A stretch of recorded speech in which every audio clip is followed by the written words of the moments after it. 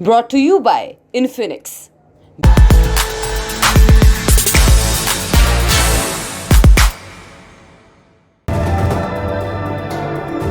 Brought to you by Infinix. इस वक्त आपकी स्क्रीन पर एक वीडियो चल रहा है। वीडियो में एक व्यक्ति अपने दोनों हाथों को ऊपर किए पीछे की तरफ बढ़ता दिखाई दे रहा है। उस पर कुछ लोग बंदूकें ताने हुए हैं। ये व्यक्ति धीरे धीरे पीछे बढ़ता है, फिर घुटने के बल बैठ जाता है। उतने में पीछे खड़े बंदूकधारी इस व्यक्ति को अरेस्ट कर लेते हैं। ये बंदूकधारी अमेरिकी सुरक्षा एजेंसी FBI के अफसर हैं और गिरफ्तार होने वाले व्यक्ति का नाम है जैक टेशेरा। क्यों गिरफ्तार किया गया जैक को? क्योंकि उसने अमेरिकी रक्षा मंत्रालय के दर्जनों गोपनीय दस्तावेज लीक कर दिए हैं। इन दस्तावेजों में इजराइल, मोसाद, UN चीफ, रूस यूक्रेन युद्ध जैसे विषयों पर सनसनीखेज खुलासे किए गए हैं। मालूम चला है कि अमेरिका अपने दुश्मनों की ही नहीं, दोस्तों की भी जासूसी करता है। इसीलिए जैक ने अमेरिका समेत दुनिया के कई बड़े नेताओं की नाक में दम कर रखा है। तो आज हम जानेंगे जैक टेशेरा कौन है, उन्होंने ये दस्तावेज कैसे लीक किए, इन दस्तावेजों से क्या राज सामने आए और राज खुलने के बाद इसका अमेरिका और दूसरे देशों पर क्या असर पड़ेगा। नमस्कार, मेरा नाम दिव्यांशी सुमराव है। आप देख रहे हैं लल्लन टॉप का इंटरनेशनल खबरों का डेली बुलेटिन दुनियादारी। आज हम अमेरिकी रक्षा मंत्रालय के उन खुफिया डॉक्यूमेंट्स की बात करेंगे जो हाल ही में लीक हुए। कहानी की शुरुआत करने से पहले हमें समझना होगा डिस्कॉर्ड क्या होता है। दरअसल डिस्कॉर्ड एक प्राइवेट सर्वर होता है जिसमें लोग जुड़कर बातें करते हैं। यहाँ वीडियो, फोटोज आदि शेयर होती हैं। मोटा माटी समझ लीजिए ये एक ऑनलाइन ग्रुप के माफिक होता है, लेकिन बहुत ही प्राइवेट। आप किसी के सर्वर में जाकर जुड़ सकते हैं या आप चाहें तो दूसरों को भी अपने सर्वर में जोड़ सकते हैं। ज़्यादातर इसका इस्तेमाल यूट्यूबर्स और इन्फ्लुएंसर्स करते हैं, कई गेमर्स भी इसका इस्तेमाल करते हैं। ऐसा ही यूट्यूबर का डिस्कॉर्ड सर्वर था जिसमें खूब बातें हुआ करती थी। उस यूट्यूबर के 2.5 लाख के आसपास सब्सक्राइबर्स हैं। ABC न्यूज़ के मुताबिक वो यूट्यूबर धर्म और राजनीति पर कॉमेडी वीडियोस बनाता है। 1 मार्च 2023 की शाम डिस्कॉर्ड पर एक व्यक्ति ने कुछ डॉक्यूमेंट शेयर किए।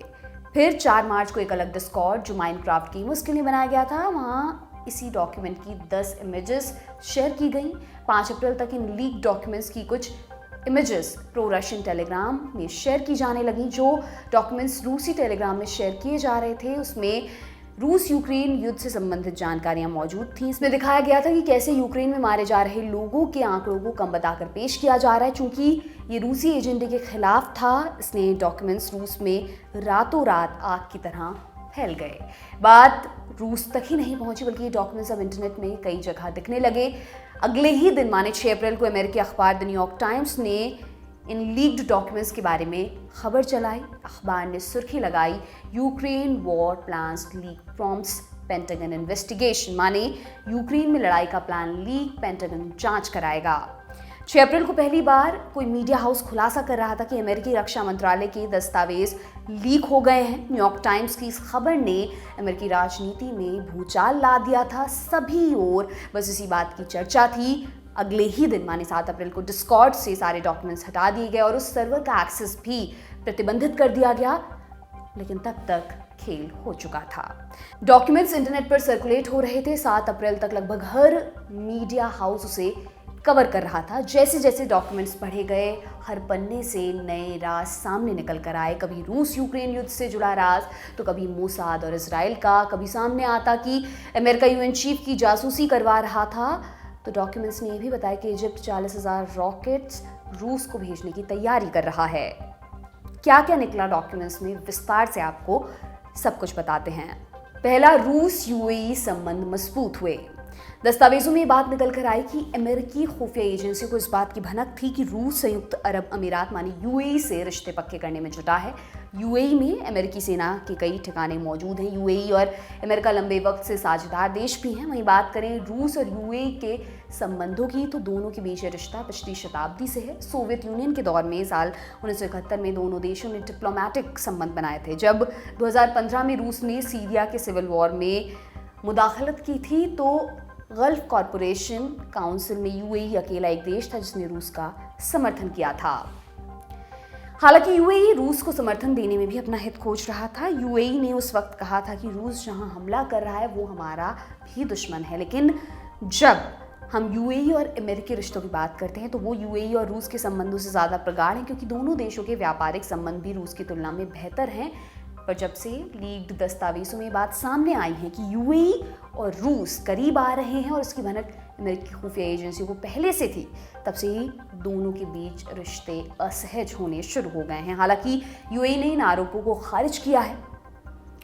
दूसरा खुलासा हुआ है इजिप्ट और रूस के बीच 40,000 रॉकेट्स की डील को लेकर। वॉशिंगटन पोस्ट ने लीक्ड डॉक्यूमेंट्स के हवाले से खबर चलाई कि इजिप्ट और रूस के बीच हथियारों को लेकर एक डील हुई थी। अखबार के मुताबिक इजिप्ट के राष्ट्रपति अब्दुल फतेह अल सिसी ने गुपचुप तरीके से 40,000 रॉकेट्स रूस भेजने का आदेश दिया था। डील के मुताबिक ये रॉकेट समुद्र के रास्ते जहाज से भेजे जाने वाले थे। इन रॉकेट्स का इस्तेमाल रूस यूक्रेन के खिलाफ चल रहे युद्ध में करने वाला था। जब ये आरोप इजिप्ट तक पहुंचे तो उसने इसे खारिज कर दिया। इजिप्ट के विदेश मंत्रालय ने बयान जारी कर कहा कि हम इस संकट में हिस्सेदार नहीं और हम दोनों ही पक्षों से समान दूरी बनाए रखेंगे। तीसरा खुलासा जुड़ा है इजराइल और उसकी खुफिया एजेंसी मोसाद से। इजरायली खुफिया एजेंसी मोसाद प्रधानमंत्री बेंजामिन नेतन्याहू के प्रस्तावित न्यायिक सुधारों का विरोध कर रही है। लीक्ड दस्तावेजों में लिखा है कि इजरायल की खुफिया एजेंसी मोसाद अपनी ही सरकार के खिलाफ प्रदर्शन को बढ़ावा दे रही थी। रिपोर्ट के अनुसार मोसाद के अधिकारी इजरायल की जनता को विशेष रूप से भड़का रहे थे ताकि वो नए संविधान संशोधनों का खुलकर विरोध करे। कौन से संविधान संशोधन? दरअसल नेतन्याहू की सरकार पिछले दिनों एक बिल लेकर आई थी। इस बिल में न्यायपालिका की शक्ति को कम करने के प्रस्ताव थे। उसके उलट नेतन्याहू का कहना था कि ये देश के भले के लिए किया जा रहा है, इससे न्यायपालिका कमजोर नहीं होगी। पर जनता सब जानती है, उसने इस बिल का विरोध किया। पूरे देश में प्रोटेस्ट का आयोजन हुआ। इसी प्रदर्शन को मोसाद भड़का रहा है, ऐसी बात लीक्ड डॉक्यूमेंट्स में कही गई है। क्या कहता है ये बिल, ये भी आपको बताते हैं। अगर सुप्रीम कोर्ट संसद द्वारा पास किसी बिल को संवैधानिक आधार पर अवैध घोषित करती है, तब संसद साधारण बहुमत से सुप्रीम कोर्ट का फैसला पलट सकती है। इसमें एक अपवाद रहेगा। अगर सुप्रीम कोर्ट के सभी 15 जज एक साथ किसी कानून को अवैध करा दे, तब उस फैसले को संसद नहीं पलट सकती। दूसरा प्रस्ताव जुडिशियल पैनल के सदस्यों की नियुक्ति से जुड़ा था। नए प्रस्ताव में पैनल के अधिकतर सदस्यों को चुनने की जिम्मेदारी सरकार के पास होगी, यानी सरकार अपने फायदे के हिसाब से जजों को सुप्रीम कोर्ट में बिठाने में कामयाब हो जाएगी। इजरायली सरकार ने डॉक्यूमेंट्स में कही बात को झूठा करार दिया है। प्रधानमंत्री के ऑफिस से जारी पत्र में कहा गया है कि मोसाद या उसके अधिकारियों ने अपने गठन से अब तक कभी किसी प्रदर्शन में हिस्सा नहीं लिया, ना ही उसे बढ़ावा दिया। नेतन्याहू भले ही इस लीक को झूठा बता रहे हों, लेकिन अमेरिका खुद इस डॉक्यूमेंट लीक को लेकर गंभीर बना हुआ है। हो सकता है आने वाले दिनों में डॉक्यूमेंट लीक को लेकर और भी खुलासे हों और तब इजराइल के लिए मुश्किल खड़ी हो। खैर, हम चलते हैं अगले खुलासे की तरफ। अगला खुलासा है रूस यूक्रेन युद्ध से जुड़ा। इन डॉक्यूमेंट्स की सबसे ज्यादा चर्चा रूस यूक्रेन युद्ध से जुड़े खुलासे की वजह से ही हो रही है। डॉक्यूमेंट्स में खुलासा किया गया कि यूक्रेन आगामी गर्मी के मौसम में रूसी सेना पर बड़े हमले की तैयारी कर रहा है। डॉक्यूमेंट्स में बताया गया कि यूक्रेनी सेना की नई ब्रिगेड कब तक तैयार होगी और उनको किस तरह ट्रेनिंग दी जाएगी। डॉक्यूमेंट्स में इसकी जानकारी भी मौजूद है कि सेना को कितने टैंक्स, बख्तरबंद गाड़ियां और तोपखाने मुहैया करवाए जाएंगे। लेकिन ये भी कहा जा रहा है कि हथियारों की उपलब्धता ट्रेनिंग और तैयारी पर निर्भर करेगी। लीक डॉक्यूमेंट्स में एक मैप के जरिए प्लानिंग समझाई गई है। इसमें पूर्वी यूक्रेन में गर्मियों के दौरान यूक्रेनी सेना की कार्रवाई का आकलन किया गया। डॉक्यूमेंट्स में इस बात का भी जिक्र है कि यूक्रेन के एयर डिफेंस सिस्टम ने युद्ध के दौरान सही ढंग से काम नहीं किया है। इसकी वजह सर्दी बताई गई है। सर्दियों में एयर डिफेंस सिस्टम ने सुचारू ढंग से काम करना बंद कर दिया था। DW की खबर के मुताबिक कुछ दस्तावेजों में इस बात का भी जिक्र है कि किन परिस्थितियों में रूसी राष्ट्रपति व्लादिमीर पुतिन परमाणु हथियारों का इस्तेमाल कर सकते हैं। पांचवा ये खुलासा भी रूस यूक्रेन युद्ध से जुड़ा हुआ है। लीक हुए एक और दस्तावेज के आधार पर दावा किया जा रहा है कि कैसे अमेरिकी दबाव के बावजूद दक्षिण कोरिया यूक्रेन को तोप के गोले देने में हिचक रहा है। इस जंग में ब्रिटेन की स्पेशल मिलिट्री फोर्स यूक्रेन का साथ दे रही है और उसकी तैनाती यूक्रेन में की गई है। इसके अलावा अमेरिका की टुकड़ियां भी यूक्रेन में मौजूद हैं। UN चीफ एंटोनियो गुटेरेस की जासूसी। डॉक्यूमेंट्स में कहा गया है कि America UN chief Antonio Guterres की भी जासूसी करवा रहा है। अमेरिका का मानना है कि UN चीफ रूस के हितों को ज़्यादा तवज्जो दे रहे हैं। वो ब्लैक सी ग्रेन डील को हर हालत में बचाना चाहते थे। उसके अलावा कई छोटे छोटे खुलासे इस दस्तावेज में किए गए हैं, जैसे यमन के हूती विद्रोहियों से मिलने रूस का वैगनर ग्रुप किया था। वैगनर ने हूतियों के सामने समर्थन की पेशकश भी रखी और कहा कि हम यमन में अपराध से लड़ने में आपकी मदद करेंगे। हालांकि अब इस बात की रेलेवेंस ज़्यादा रह नहीं जाती, क्योंकि पिछले दिनों ही सऊदी का एक डेलीगेशन यमन गया था। वहाँ उसने हूतियों से सीज़ फायर समेत यमन की शांति के मसले पर कई समझौते किए थे। हमने दुनियादारी के एक एपिसोड में विस्तार से इसके बारे में बात की। आप देखना चाहते हैं तो लिंक डिस्क्रिप्शन बॉक्स में आपको मिल जाएगा। हम बढ़ते हैं अगले खुलासे की तरफ। एक डॉक्यूमेंट में ये बात सामने आई है कि अमेरिका की खुफिया एजेंसियों के पास ईरान और ईरान की सुरक्षा एजेंसियों की कई खुफिया जानकारियां हैं। डॉक्यूमेंट में एक जिक्र मिलता है कि जब ईरान में इंटरनेशनल एटॉमिक एनर्जी एजेंसी के डायरेक्टर का दौरा हो रहा था तो कैसे ईरान के सीनियर लीडर्स ने उसकी तैयारियां की थीं। खुलासों को अलविराम देते हैं और आपसे एक सवाल करते हैं कि जो देश दुनिया में सबसे ज़्यादा ताकतवर माना जाता है, जिसके पास दुनिया की सबसे पावरफुल आर्मी, सबसे एडवांस्ड हथियार, टेक्नोलॉजी, सुरक्षा एजेंसियां आदि मौजूद हों, उससे इतनी बड़ी चूक कैसे हो सकती है।